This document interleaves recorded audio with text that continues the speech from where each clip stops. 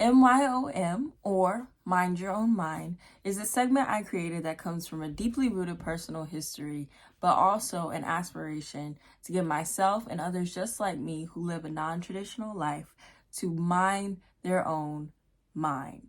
And the thoughts, ideas, and concepts that consume our brains that we may not know the relativity or understanding of how it's supposed to come to life in our daily world.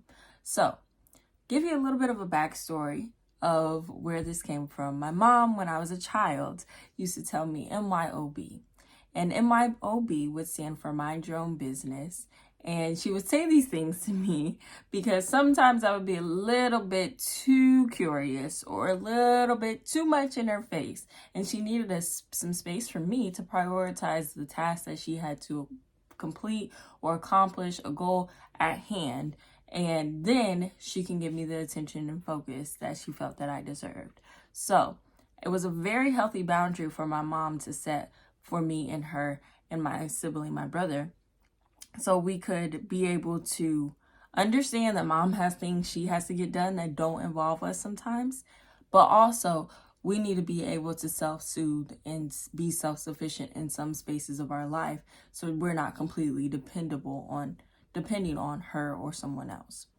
So that's what made me construct Mind Your Own Mind. So I played with a lot of different terminologies of creating this segment because I love the idea of mindfulness. I think it creates a very well mental health. And if I were to give it a category of importance, 10 being the most important thing, 1 being it means absolutely nothing, I would give it an 8. And there needs to be activities a part of our lives. I know I need activities in my life that I can mind my own mind and be able to go and dig into my thoughts and figure out where they come from, what are they rooted in, why do I feel this way, what's the importance of this, and that way I can better organize my thoughts. I recently read an article about creativity and whether it's necessary in business or not. And I will reference that book on the next, or that article on the next slide. But when I was reading this article, it got me thinking about mindfulness and organizing our own thoughts, because sometimes our brains can have a hectic transcription between our thoughts and ideas and what we're actually doing in daily living.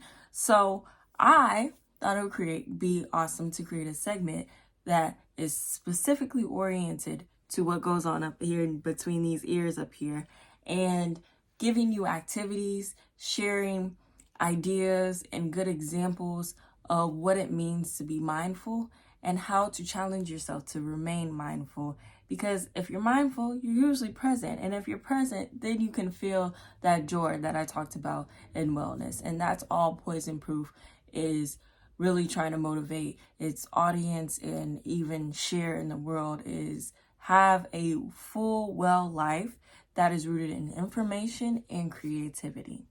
So I hope you enjoy these segments moving forward, and please, please, please comment about how you feel about minding your own mind. Maybe share an activity.